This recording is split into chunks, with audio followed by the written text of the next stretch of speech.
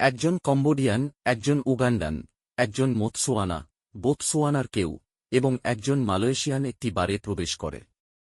সেখানে তারা ১৫৩ জন ইংরেজ, ৫০ জন পশ্চিম ভারতীয়, ৪০ জন পাকিস্তানি, ৩৬ জন শ্রীলঙ্কান, ২৭ জন আফগান, ২৪ জন আমেরিকান, ২৩ জন বাংলাদেশি, ১৩ জন ভারতীয় এবং সংযুক্ত আরব আমিরাত ও স্কটল্যান্ডের প্রত্যেকের ১১ জনকে দেখতে পায়।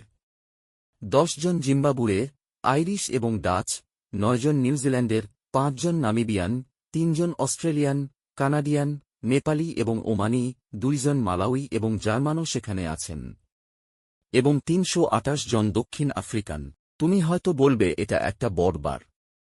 এটা অবশ্যই একটা রসিকতা, কারণ তারা আসলে কোন বারে নেই। পরিবর্তে তাদের নাম একটি স্প্রেডশিটে রয়েছে যেখানে ৯ সেপ্টেম্বর জোহানেসবার্গে সাকুরি নিলামে সম্মতি পেতে প্রতিদ্বন্দ্বিতাকারী খেলোয়াড়ের তালিকা রয়েছে।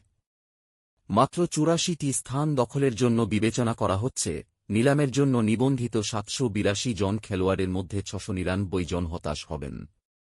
শীঘ্রই বাদ পড়া খেলোয়াড়দের মধ্যে অনেকেই ৮৯.৩৯% জানেন। প্রকৃতপক্ষে তাদের বেশিরভাগই চূড়ান্ত তালিকায় স্থান পাবে না, যাদের পরিষেবা হাতুড়ির নিচে যাবে। তবে চেষ্টা করা ক্ষতিকর নয়। তাছাড়া ফ্র্যাঞ্চাইজিগুলি তাদের খুঁজতে আসবে না। এত ছোট ছোট ছাপা থেকে একটি নামও বাদ দেওয়া কঠিন, তবে জেমস অ্যান্ডারসনের নাম আছে। তালিকার ১৫৯ নম্বরে বেন গ্রিন এবং ম্যাসন ক্রেনের মধ্যে পাচার করা হয়েছে। তারা কি ভেবেছিল যে তারা যদি এটিকে কম আলোর মধ্যে লুকিয়ে রাখে তবে আমরা তা লক্ষ্য করব না?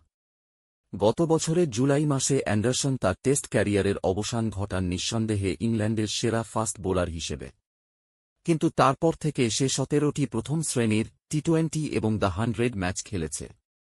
বুড়ো কুকুরটির মধ্যে এখনও প্রাণ আছে। বয়স কত? ক্রেকেনেলসা ২০।